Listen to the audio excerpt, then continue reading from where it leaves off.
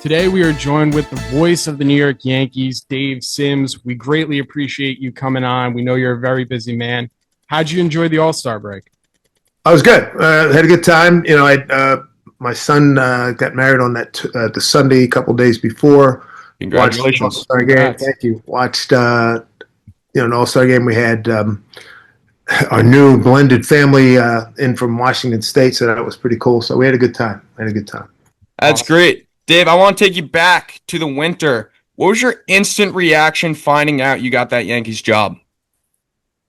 Well, I mean, what do you think? It was great. I mean, the New York Yankees one, valued franchise, and the legacy and the history and everything. It's fantastic, and to be in that realm, and they're defending American League champions, and no, it was great. I mean, I consider myself a baseball guy my entire life, so to be associated with the Yankees is pretty amazing, pretty unbelievable. Dave, what's been your favorite call that you've had so far since you joined the Yankees? Wow. Well, I probably that Milwaukee series, that one game where we had all the home runs, that was pretty big. I thought the Grisham grand slam was pretty gratifying the other night. I needed that big time, needed that win.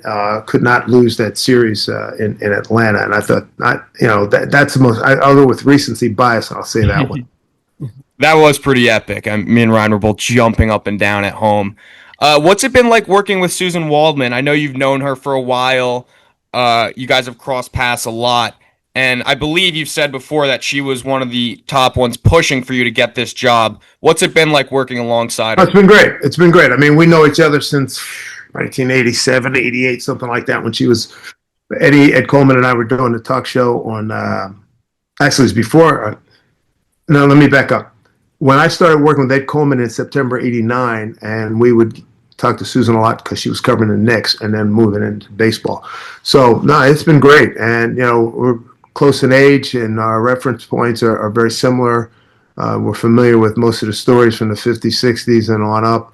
So, and she's a show business person. I mean, she had a great career as a stage performer. And, I know I love entertainment, and I know enough about that realm too that helps the blend, helps the mix. Absolutely. What's it been like watching Aaron Judge this season? I mean, he's just having another fantastic, unbelievable season. Have you ever seen anything like it? Like, you're in the booth every day. Like, are you just in awe every time you see him come up to the plate? Well, nobody's ever seen anything like what Judge is doing. Nobody's still alive. I mean, the guy's just been sensational, and I think that my awe of him continues to grow as I watch him play right field. I knew he's a good right fielder, but he's better than I thought he was going to be. And the hitting speaks for itself. I mean, those numbers are just insane. And he's quote unquote come down a little bit, and his numbers are still way better than everybody else's. So and if he goes on a little bit of a he cools off a little bit, he gets back on the heater pretty quickly. Yeah, it's been really special. What'd you think of the whole Cal Raleigh, Aaron Judge debate? Obviously, you're coming from Seattle. Is that all just noise to you? It's great baseball. I mean, Cal's a great dude. He's having a fantastic year. I mean, he hit 34.95 last year, which those are good yearly totals, and he's got 38, 39 now. As we get into the last 60 games, which is phenomenal. So I wish him well, and I hope he gets some offensive help. I think that. The Mariners need to get a couple of, I think, let's see, George Kirby just came back. Bryce Miller's on his way back. They got to get that pitching staff back to where it was last year. We should have made the playoffs last year. We had great pitching, just didn't hit enough, and still probably need some hitting out there. And they're shopping just like a whole bunch of other teams. I feel like Seattle's always been a very good pitching team. I have another question about coming from Seattle, which has actually a pretty passionate fan base. They just haven't really had much playoff success. Is there anything unique you've noticed about Yankees fans or the culture now that you're like fully a part of it? I still live here in New York, and even when even in the 18 years I was in Seattle, I was still home based in New York. I just came back during the off season. I mean, Yankee fans are Yankee fans. I mean, I have a guy in my building that they're passionate, they're entitled. They think that every year is supposed to go 161-1, Yes. and they get baseball. It's the thing I've learned. I've always known this, but it's just been hammered in these last 20-something years. It's a very difficult game played at the highest level. And you just don't roll the ball out there and win. And you just don't, put on a Yankee cap. All right, we're going to win. Everybody's going to bow down to us. It doesn't work like that. But, there's a certain – I'm an Eagles fan, so I have my own, Oh, boy.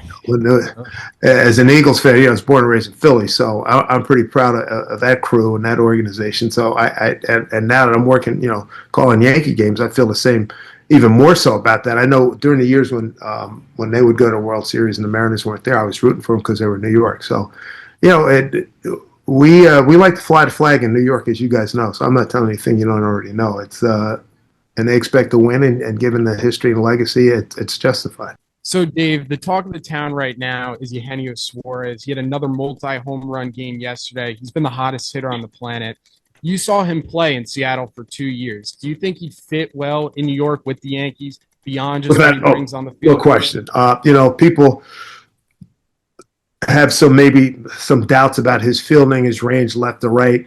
I had somebody tell me, balls hit right at him. He's really good. I tell you what, for the 2 years we had him in Seattle, I thought he did a heck of a job. Perry Hill, who's a maestro at infield play, along with Ron Washington and a few other guys, some of the best in the business.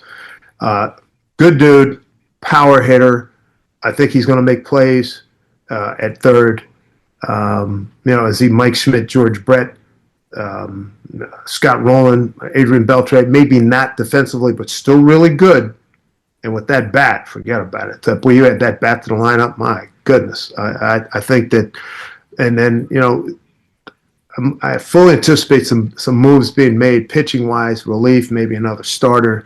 I think Cashman's going to be aggressive. I'll be stunned if he's not.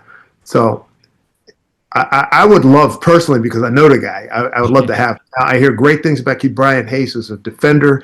I hear his batting average last somebody told me yesterday was around 237.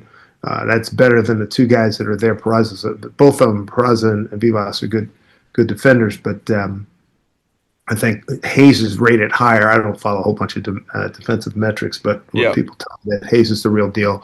He's had some injury problems with the back, so that's an issue you got to contend with. I think Yeno is pretty healthy. He's not a speed guy, but boy, he can freaking hit.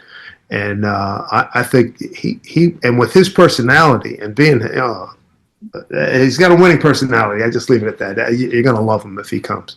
That awesome.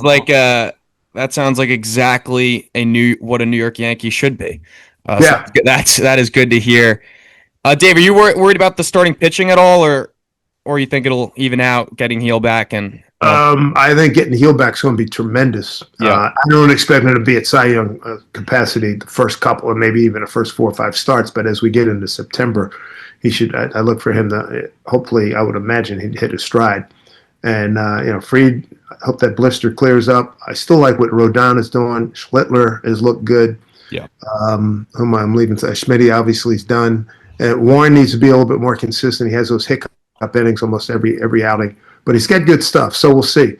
And they're still one of the most potent offensive teams we have in the game. So they can still bring out the sledgehammer. And if you bring Gino in here, boy, I'll tell you, that's going to be great. And then if they bring Hayes in, run prevention, it's gonna tick up a little bit. So they're in a good position. As you guys mentioned, as you know, I even said yesterday, going as we were signing off, we're on to Toronto. I'm looking forward to this series here in Toronto. Absolutely. Dave, the American League East is pretty jam-packed. Toronto's leading things. The Yankees aren't too far behind. Boston's right there. Tampa Bay as well. Who do you think's the biggest threat to the Yankees in the AL East? Hey, I think everybody is. I mean, Tampa Bay, just when you think they're going away, they come back to life. Boston, I thought, when we saw them, they were good. They weren't great, but they picked it up. So it's going to be a roller coaster these last 60 games. It's going to be must see TV, must listen to radio. It's going to be fun. You can sit here. I'm not big on predictions and that kind of stuff. I just know what I've seen to this point. I mean, Baltimore's going to be pesky. We have to go there one more time. They come to us one more time. We still have a home and home with Tampa. We've got this series with Toronto. They come to us one more time. So it's in the hands. It really is in the fellas' hands, as to what happens in the division. We got Boston another home and home. So this is going to be fun. Dave, you've called some pretty special games, even series this year. Your first Subway Series, World Series rematch. Do you have a favorite so far? I just love doing the games, man. It's like I don't get into at this stage of my life and my career. Give me the game. And if it's a great series, it's a great series. If not, you move on to the next thing. That's the thing that I've learned. I knew it intellectually. I knew it, but I feel it. I live it now. It's like you lose a series, you mourn for a couple hours, then you got to go to bed, get on a plane, get up the next day or whatever, and go from there. It's all you're always looking forward. And that's how these guys survive. You can't sit there and moan and groan and cry and at the same. And on the flip side, you can't go overboard with confidence and that kind of stuff because too many things can happen. San Francisco, I thought, was playing pretty well. They got hammered in Toronto. So, let's see what the Yankees can do here starting tonight. Dave, I'm going to go one more question for you here. Sort of goes along with in the broadcasting booth. I actually thought of this question a few weeks ago when I was listening on the radio, and I heard Susan Waldman, Yanks had a sac fly, and she said something along the lines of, it's nice to see them do that this year. They haven't really done that in the past. And I kind of thought to myself, how would Dave ever know that? Did you find it tough to get sort of used to all these narratives and trends with the Yankees, or do you think you were already woven in with baseball enough where you had a good enough feel for the team? No, I knew a lot of this. I don't sit here and tell you I know everything about everybody, but I was well aware of the base running faux pas, the lack of the situational hitting that needed to be improved. Yeah. And no, I was well aware of that. We played the Yankees last year, 6-7 times. I'm reading stuff, I'm following stuff, I'm watching highlights all the time. I was aware of it. Yeah. And I tell you what, to see them manufacture runs, great. They slug and they hit the ball out of the yard and that kind of thing. But situational hitting and being able to get a bunt down the first time, there's times you need it. I know they don't, guys don't like to give up outs, bunts and that type of stuff. But it's still a terrific skill set to have. It's part of your arsenal, and at some point you're going to have to use it, and you got to be able to execute it. So, yeah, I'm well aware of it. Yeah. Yeah, that has probably been the biggest thing that us Yankee fans have loved watching this offense do this season. Thank you so much for coming on, Dave. Hey, we appreciate it, and we wish you the best of luck with the rest of the season. Thanks, fellas. Be good. Take care. Have a good one, Dave.